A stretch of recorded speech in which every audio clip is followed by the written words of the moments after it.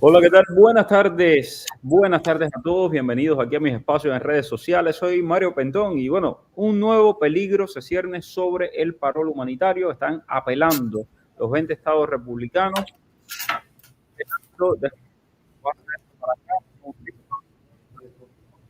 Ya se quitó. Listo. Eh, los 20 estados republicanos, les decía, están apelando la decisión del juez Tipton. La decisión había sido mantener el parol humanitario, una decisión que sorprendía además porque es un juez considerado un juez conservador. Él, sin embargo, dijo, bueno, los estados no pueden, no tienen ninguna manera de demostrar de que esto los está afectando, no tienen standing, por lo tanto se mantiene el parol humanitario. Bueno, los 20 estados ahora están apelando esa decisión. Me acompaña a esta hora el abogado Myron Gallardo, abogado de inmigración de Gallardo Law Firm, abogado de defensa criminal. ¿Cómo está, abogado? Todo bien, Mario. Gracias por la invitación. Gracias a usted, abogado. Bueno, lo primero, ¿qué tan posible es que esta apelación tenga algún tipo de resultado favorable para los estados? No creo que la apelación tenga ningún tipo de resultado favorable para los estados. Cuando alguien hace una apelación es porque hay ¿cómo se dice? Hay un error de un juez. En este caso, las cifras y la evidencia dejó bien claro de que no ha habido ningún tipo de daños irreparables para estos estados debido al paro humanitario. Así, de alguna manera, ellos no tienen ningún tipo de standing en cuanto a esta demanda en contra del gobierno y el DHS. No creo que proceda mucho esta apelación. El hecho de que esta apelación esté no quiere decir que va a parar el programa. Esto no va a dañar en nada el programa. Simplemente es el derecho de apelar. Ellos lo están haciendo. Pero la evidencia fue clara y contundente en cuanto a la decisión de este juez. Un juez que es conservador. Un juez que nunca se esperó que diera este tipo de decisión. Al contrario, lo que quiere decir es que tenía tanta evidencia delante de él a la hora de tomar esta decisión que no había manera posible de que pudiese haber sido otra decisión. No hay nada, no creo que haya nada que temer, simplemente es algo que va a estar pendiente en las cortes. Un punto importante, abogado, entonces sería el hecho de que tampoco han pedido suspender el programa, ¿no? Porque eso también lo podrían haber hecho, pedir, ahora que están apelando, pedir, no, suspendan el programa, pero eso no lo han pedido. No, exactamente. No creo que lo van a pedir primeramente porque suspender el programa sería como lo que se llama un injunction de emergencia, demostrando de que hay daños irreparables ahora mismo, en este momento, y que tienen que demostrarlo con evidencia, pero es que no la tienen. La evidencia está inclinada a demostrar algo que ellos no pueden probar. Ok. Y lo otro, la respuesta a esta petición de revisar a esta apelación. Vamos a ver un periodo de tiempo tan largo como el que se tomó el juez, porque el juez tuvo meses y meses y meses para tomar una decisión. Sí, prácticamente lo mismo. Las cortes de apelaciones tienden a tomar más tiempo a veces que la corte inferior. Esperen una apelación más o menos. Tal vez lo hace rápido, pero puede demorarse 6, 8 meses, un año. Pero Oh, como le digo, esto es algo que prácticamente no. Posiblemente la misma corte de apelaciones le vaya a desestimar la apelación, ni siquiera la vaya a mirar. porque esa es otra opción también, se puede La decir. Corte de Apelación puede, bajo su poder, simplemente desestimar la apelación por falta de evidencia o considerar que la apelación, ellos le dicen que es moot, como que no tiene ningún sentido que tú estés apelando algo o no hay bases para apelación y se considera como moot, es como el término legal que le dicen, y entonces no, simplemente va a ser desestimada. Pero bueno, eso es algo que ellos van a decidir. Perfecto. Bueno, pues vamos a responder preguntas. Mixi, si se terminó con enero para saber, no Mixi, yo no tengo ni la más remota idea, ni el abogado tampoco, ni nadie puede tener idea. El que te diga si se terminó, si no se terminó, por dónde van, es un mentiroso, porque realmente el sistema está diseñado de una manera que transparente no es. Nos van a dejar fuera los que llevamos un año esperando para nada. Recuerde usted que si lleva un año esperando, sigue esperando. Eso es lo único que le podemos recomendar. ¿Puedo viajar a Costa Rica y pedir asilo en ese país sin que me afecte mi parol? Abogado. Sí, claro, por supuesto. Tú puedes pedir asilo, lo que recuerda, si tú quieres un estatus legal, eso sí te puede afectar porque vas a tener un estatus legal en otro país. Quiero, bueno, pues primero déjame saludar a Miguel Serrano, que está ahí desde hace rato y fue el primerito en llegar. Miguel, te mando un abrazo, gracias por estar ahí. También a todo el que se ha unido desde bien temprano. Por cierto, está en Candela la cosa en Cuba. Han destituido al primer secretario del Partido Comunista, Ciego de Ávila. Espero que sigan rodando cabezas. Pueden ver el video, lo dejé ahí en mi canal de YouTube. Sigo por aquí. Bendiciones. Gracias, Rubén, por hacer parte de este equipo en YouTube. Yo viví en Brasil, tuve que ir a Cuba 2 días para salir para México. ¿Tengo algún problema para la cita de CBP One? No veo el por qué vas a tener problemas. Recuerden que la cita de CBP One es, usted está en una cola para tocar la puerta y pedirle a los Estados Unidos que lo deje aplicar asilo. Eso es la cita de CBP One. ¿Ok? Sigo por acá. CBP One, siendo residente mexicano, la misma respuesta, no tienes ningún problema. Ok, bueno, mucha gente esperando con fe que le llegue el parol. Hay muchísima gente a la que le ha llegado el parol, por cierto. 1 año que estoy esperando, pues mantenerse con fe y esperando. Abogado, ¿me podría explicar cómo es el proceso de reclamación de mi esposo, de mi esposo residente a esposa e hija menor de edad? Somos de julio del 2022. ¿Cómo puedo saber el caso, cómo va? Ok, las personas, bueno, si eres de julio de 2022, te puedo decir que tu visa todavía no está disponible. Yo creo que ayer mismo estaba revisando el Visa Bulletin, va por el 2020, si no me equivoco. No estoy muy seguro ahora.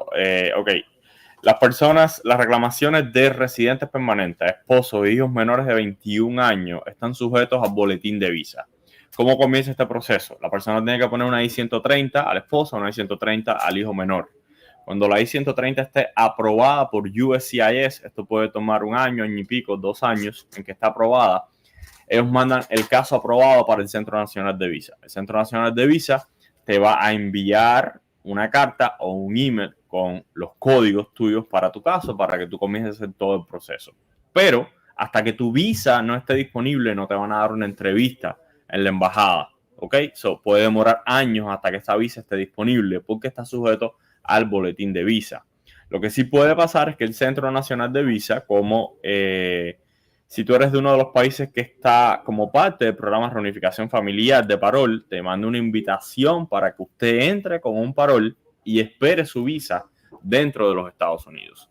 Si no, te la envía, simplemente usted tiene que esperar en su país hasta que su visa esté disponible. ¿Cómo usted sabe si su visa está disponible? Usted llega, coge su recibo de USCIS, donde dice una cosita arriba en la esquina izquierda, dice Priority Date. Ahí vas a tener una fecha. Cuando esa fecha sea la fecha, el mes y el año y el día que está en el Visa Bulletin bajo tu categoría, entonces tu visa ya está disponible. Y tu caso está listo para ser agendado una entrevista en la embajada de tu país, de Estados Unidos en tu país. Ok. Azucena Ortega, soy cubano. Si me caso con una mexicana, ¿me afecta en el futuro si quiero apegarme al ajuste cubano? Para nada. De hecho, ella... No, para nada. Ella se ajusta también. Ella se ajusta por ti. Así que, Azucena, si eres tú, ya sabes, tú te ajustas también. El abogado me podría explicar cómo, ya este fue el que leí, déjame ver, estamos con el corazón partido porque no nos llega el parol. Bueno, pues hay que tener esperanza, es lo único que queda.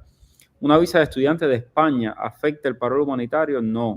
Tienes que ser ciudadano español. Y hoy justamente una persona me escribía y me preguntaba, mi suegra es ciudadana española, su esposo, que era cubano nada más, vino por el parol, pero a ella no se lo pusimos porque era española. ¿Se lo podemos poner ahora y que venga? No.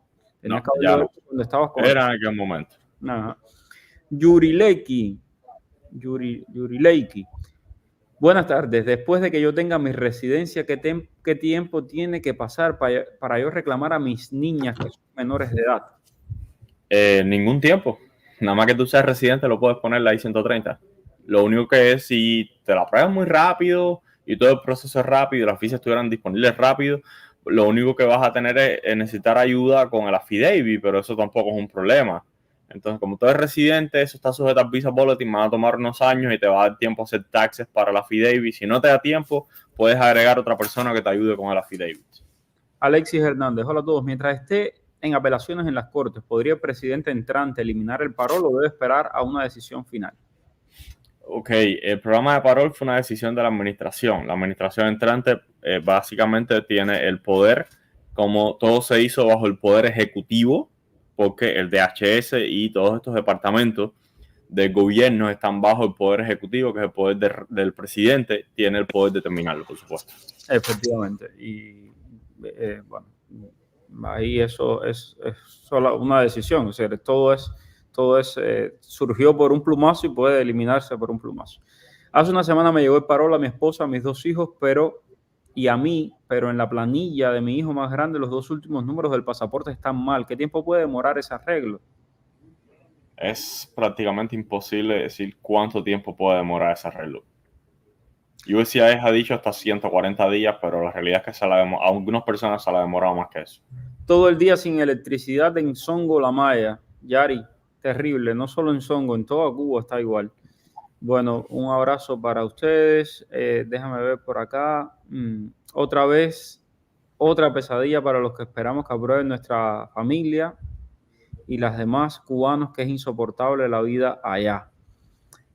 A ver, seguimos por aquí. Si entras por el CBP por un estado, puedes irte a otro estado, te puedes ir a otro estado sin problema ninguno. Una vez que te dan cita, no te viran si no tienes ningún problema en ella. No deben virarte, Alexi, a no ser de que te pregunten, como le han preguntado algunos tontos, ¿tienes algún problema con el régimen cubano? ¿Te molesta que yo llame al régimen cubano y que le diga que estás aquí pidiendo asilo? Si tú le dices, no, llama al régimen cubano, que yo no tengo ningún problema con el régimen cubano, pues te van a mandar de nuevo para México para que regreses a tu país, ¿no? Pues uno viene aquí a pedir asilo. Ok, sigo por acá. ¿Será que tengo algún problema en la frontera si digo que la persona que me va a recibir cambió su dirección? No tiene nada que ver. No te preocupes por eso. Eso no es problema. Aquí estamos erizados de ver los logros de Cuba. En espera de erizarme de verdad cuando me llegue el parol. Bueno, Diana, mucha suerte, hija. Ok, soy I220A con corte para el 2028 y asilo. Con el permiso de trabajo me da un advance parole sin solicitarlo. ¿Eso me ayuda en algo para ajustarme? No, simplemente un advance parole quiere decir que tú lo tienes que haber pedido, me imagino, o es un error de ellos. Eso te permite salir del país y volver a entrar para el país que lo pediste. Que yo con un I220A no me atrevería a hacer una cosa. No, yo tampoco salí en ningún lugar. Yo me quedo más tranquilo que Mota. Ok, si una persona salió del país sin residencia, ¿es elegible para el parol? Bueno, sí, si cumple con todo lo que pide el parol, sí puede ser elegible. Y recuerda también que hay que ver, si tú tenías corte y no te presentaste a tu corte, te cae una orden de deportación, ahí ya no eres elegible. Exacto. Y la visa de matrimonio con un ciudadano americano, ¿cuánto se está demorando?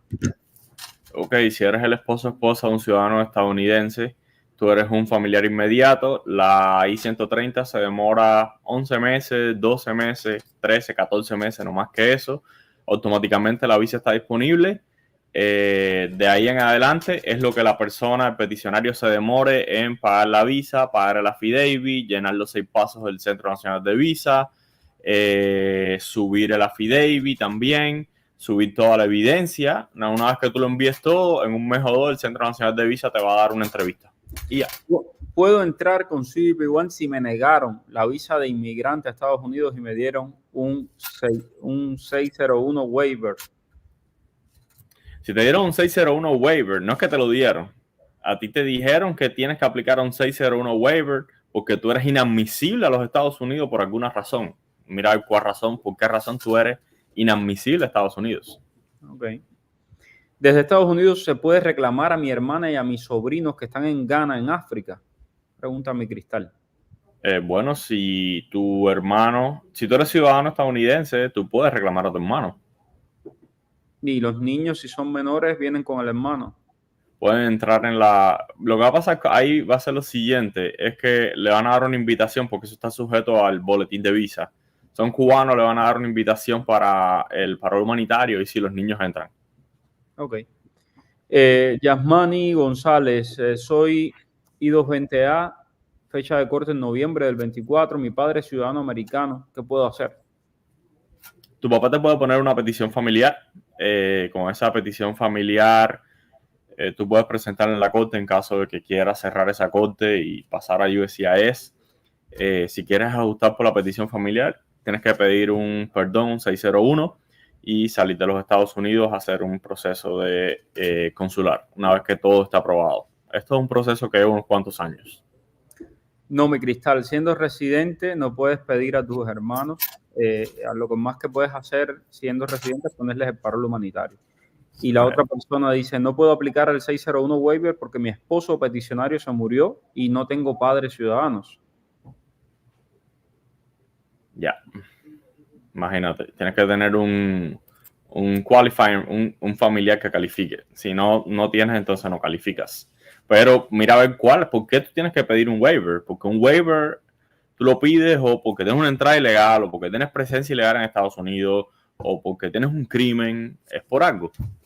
Ok. Y la pregunta inicial, ¿no? Que si puedes aplicar a la CBP-1, pues... Sí. Poder si puedes. Lo que si tú eres inadmisible te pueden cuestionar ahí. Dice que es mispresentation. Es lo que lo del... Misrepresentation. Mintió. Ya. Dijo algo que no era verdad delante de un oficial de inmigración. Okay. Sí, ya. Pues ya viste, ahí ya te complicaste. Por eso es tan importante no mentir. Ernesto Lara, si entro por la frontera y no me dan parol, si me dan I-220A, ¿puedo ajustar mi estatus si estoy casado con un residente permanente, con una residente permanente? Claro, te puedo poner una petición familiar. Si entratas ilegalmente, vas a tener que salir, hacer un proceso consular, pedir un waiver, todo ese proceso. Si brinqué por la frontera y no hice mi cita, tengo problemas para mi residencia. He oído que con I-220A sí dan papeles, dice Yariel Camejo. Bueno, el único papel que tú puedes obtener con una I-220A hasta este momento es aplicar un asilo, que en este caso tuyo sería withholding, no tienes derecho a asilo, withholding y CAT a los 150 días.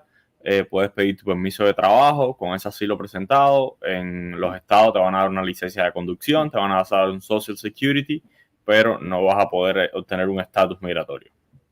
El resto de los papeles sí, pero no un estatus migratorio. Para ponerle ese parol a tu familia, te aconsejo que veas los videos de hace casi un año aquí en mi canal de YouTube. Ahí están todos, donde explican todo este tema del parol. Dice ella que nunca mintió, que no me dijeron por qué me dieron lo de misrepresentation. Imagínate. Ahí sí no sé qué decirte. Raúl López, mi amiga tiene puesto el parol. Dice que un agente te saca el parol en una semana. Si le das tu usuario, contraseña de USCIS, te cobran 1,500 después de que te llegue el permiso de viaje. ¿Sabes algo de eso? Bueno, todo eso me suena totalmente ilegal. Exactamente. Es lo único que le pudiera decir. Y de este lado te digo exactamente lo mismo. Es completamente ilegal, es un fraude a migración. Lo he dicho muchísimas veces. Lo primero que tienes que hacer es denunciar eso. Entras a la página de USCIS, ahí hay un lugar para denunciar el fraude. Denúncialo, mi recomendación. Y lo segundo es no meterte en eso porque el día que agarren, si es que esto no es una estafa y es verdad de que puede conseguirte un parol, el día que agarren a ese que anda haciendo estas cosas, todas esas personas que participaron en esa red de corrupción no se van a poder hacer residentes, no se van a poder hacer ciudadanos de los Estados Unidos. Y ten cuidado dónde termine. ¿Puedo renovar mi permiso de trabajo que se me vence con la I-94, que se me vence el siguiente mes? No, porque el permiso de trabajo te lo van a dar por la validez de la I-94. Si la I-94 se te vence el siguiente mes, no va a dar tiempo a que te llegue. Y si te llega el permiso de trabajo, hayas vencido. Este tema de los bebés lo hemos hablado muchas veces con el CBP-1. Tenemos casos de gente que ha llegado con el bebé y la han dejado pasar. Gente que han llegado con el bebé y le han dicho, vuelve a hacer la cita porque el bebé no estaba incluido en el registro. Los dos casos están. Depende del oficial de inmigración. Es triste, pero así es como están trabajándolo. Así. Mario, ¿por qué el juez me niega mi primera corte que es en Kentucky y yo estoy en Texas? ¿Cómo que le niega su primera corte? Eso es lo que dice mi Cristal. ¿Por qué el juez me niega mi primera corte? Es en Kentucky y estoy en Texas. No entiendo. Que le niega el cambio, le niega cambiar la primera corte.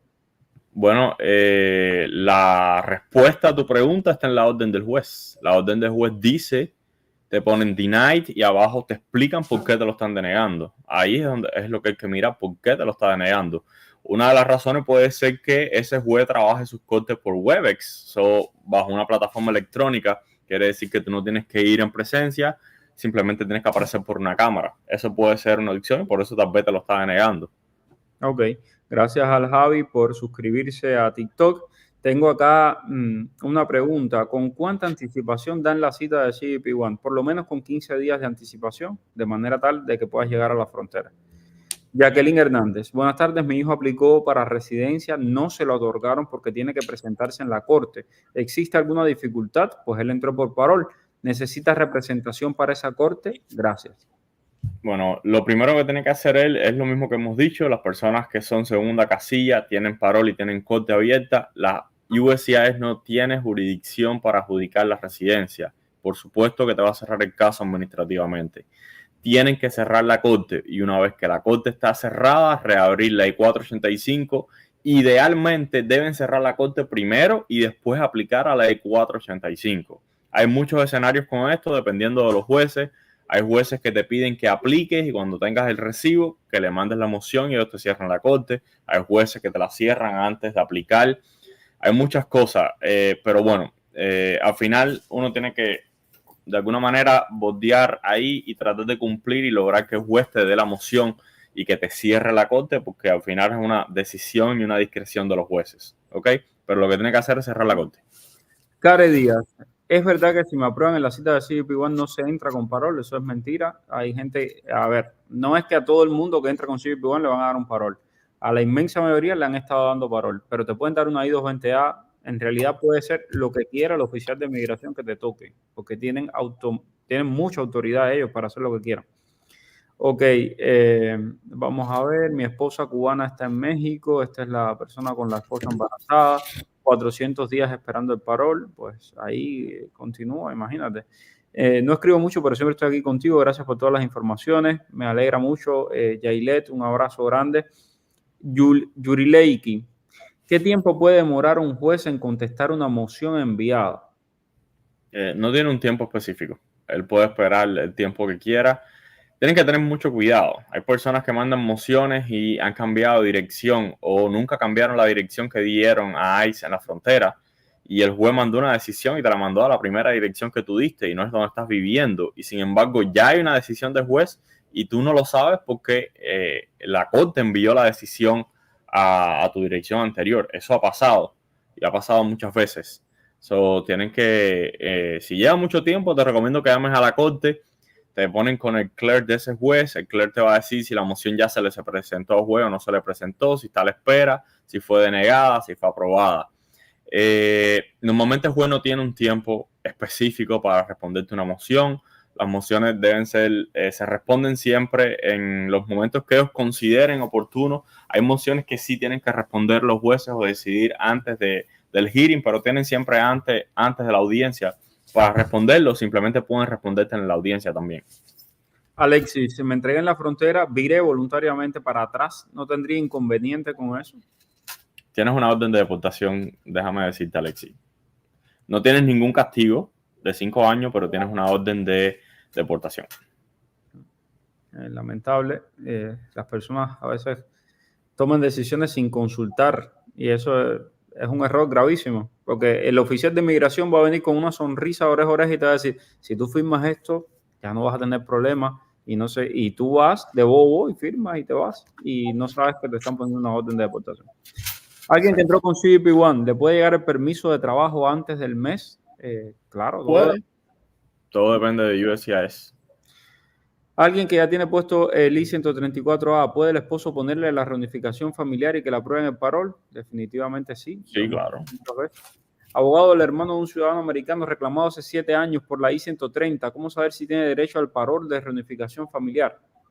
El parol de reunificación familiar es una invitación que el Centro Nacional de Visa envía. Solamente lo vas a saber en el momento que el Centro Nacional de Visa le envíe la invitación a tu hermano. ¿Se puede aplicar para la CBP-1 sin estar en México? No, solamente del centro al norte de la Ciudad de México. Buenas tardes, entré el día 1 de enero del 2022 por mar, me dieron una I-385, me darán mi parol, me imagino, o mi residencia. Bueno, no tienes un parol, no tienes un documento, puedes pedirle un parol a CBP, por donde entraste, o a ICE. Ok. Mi Cristal pregunta, en la primera corte no te preguntan nada malo que te perjudique, yo entré por CBP-1. La primera corte normalmente, la mayoría de los jueces, no voy a decir todos, si no vas con un abogado te va a dar tiempo y te va a poner una segunda corte para que busques un abogado. No he visto todavía ningún juez que no haga eso, pero no quiere decir que no los existan. Normalmente en la primera corte, si el juez la fuera a hacer, en la primera corte tú vas a aceptar o denegar lo que dice tu NTA, el documento que te dieron, con la primera casilla marcada o la segunda casilla marcada. Tiene alegaciones y tiene cargos de deportación, los cuales tú vas a aceptar o vas a denegar. Te van a preguntar si tú quieres poner un país de deportación. Normalmente siempre se deniega y el DHS va a poner tu país de deportación. Y te van a preguntar qué beneficios migratorios tú le vas a presentar a la corte para que la corte considere. Si dices que ninguno, te van a poner una orden de deportación automática. Siempre tienes que decir que algún beneficio migratorio. Mucho cuidado. Son documentos con términos legales, mayormente, con aceptar cosas de SNTA o simplemente decir que en ese momento tú no vas a presentar ningún tipo de beneficio migratorio porque te pueden dar una orden de deportación por esto, ¿ok? Aquí tenemos a Christy Mariam, dice que ella entró por CBP, le dieron 2 años de parol, se presentó en la corte y le dieron una orden de deportación. Bueno, ¿qué dijiste en la corte? ¿Qué pasó en la corte? Ese es el problema. Si el juez llevó el hearing y tú dijiste que tú no ibas a presentar nada en ese momento, eso es una orden de deportación. Porque si tú no presentas ningún tipo de beneficio para tú, ¿cómo se dice? Para tú discutir esa corte, entonces nada, no hay nada que hacer en la corte. Simplemente firma una orden de deportación y ya. Por eso es muy importante tener mucho cuidado con eso. Sí. Orlando dice una pregunta, ¿cuánto pudiera tardar el proceso de cierre de corte? ¿Depende de algún factor en particular o el tiempo es el mismo para todos los casos? No, no depende de ningún factor en particular, depende más bien del juez. Del juez, de cuán rápido trabaje, de cómo tenga su docket, de cuán rápido la secretaria del juez le ponga la moción delante de él. Ok, aquí le estoy respondiendo a Angie, que pregunta cómo llamar al abogado 305-261-7000. Esto es en TikTok. Y tengo aquí, dice Javi, que es el de la I-385, que nos preguntó ahorita. Él dice que ya aplicó la residencia, que si cree que se la nieguen. Pero Javi, si no tenías un parol, te la van a negar, me imagino, ¿no? Porque sin parol, ¿cómo te van a dar la residencia? Mayormente lo que pasa con las personas que entran por mar, los procesan bajo expedited removal, deportación inmediata, pero pendientes a miedo creíble que llevan años esperando, nunca se lo han hecho. Esas personas no tienen ni siquiera derecho a pedir un asilo político. Tremendo. ¿Se puede hacer un duplicado de parol al mismo beneficiario? No, eso han dicho que no desde el año de la corneta. Entonces, ojo con eso. Como residente, ¿puedo reclamar a mi esposo? Sí. Si me aplican al parol estando soltera y me caso, ¿influirá negativamente? Eso no tiene nada que ver. No tiene nada que ver. ¿Qué tiempo tarda en llegar el permiso de viaje? No hay un tiempo. No hay un tiempo. Y conocemos un montón de gente que está esperando el permiso de viaje desde hace rato. Después de los 40 días es que se puede hacer esta 7001 para que te ayuden. ¿Abogado ha tenido suerte con esto de la 7001? ¿Le han contestado? Sí. A mí me han contestado por email. Normalmente back and forward, por lo menos en los casos que he tenido, ha sido por email. Comienza a escribir siempre un oficial y comienzan a pedirte información adicional y te van manteniendo, te van dando como un update. Hasta ahora no se ha demorado tanto. Yo creo que se demoró como unos 20 días después que la puse. Me enviaron el primer email y ahí comenzamos a conversar con ellos y todo se resolvió. Yo creo que no pasaron ni 10 días más, todo se resolvió. Excelente. Pero fueron bien atentos. No se demoró tanto. Qué bueno. Angie, cuando uno entra por CBP One la primera vez, hacen entrevistas de miedo creíble. Angie, todo depende del oficial de inmigración que te toque. Y parezco un papagayo repitiendo esto, pero es que he visto de todo tipo de casos. Gente que sí le hacen entrevistas de miedo creíble, gente a los que la deportan entrando con CBP One, gente a los que le dan una I-220A entrando con CBP One. Y he visto la inmensa mayoría de la gente que sí le dan un parol por 2 años, pero eso depende. Bueno, muchísimas gracias, abogado. Sé que es viernes, ya es tarde, así que gracias y excelente fin de semana. Igualmente, gracias. Gracias a todos los que están por ahí también. Gracias por suscribirse. No se olviden de suscribirse. Un abrazo. Dime cuál es el periodista que está en el boom. Es Mario Rincón. El periodista que te trae toda la información. Es Mario Rincón. El periodista de la radio y la televisión. Es Mario Rincón. Habla de temas cubanos hasta de migración. Mario Rincón. Oye, dale, conéctate y comparte. Déjame un like. Dale, comparte. Dale, conéctate.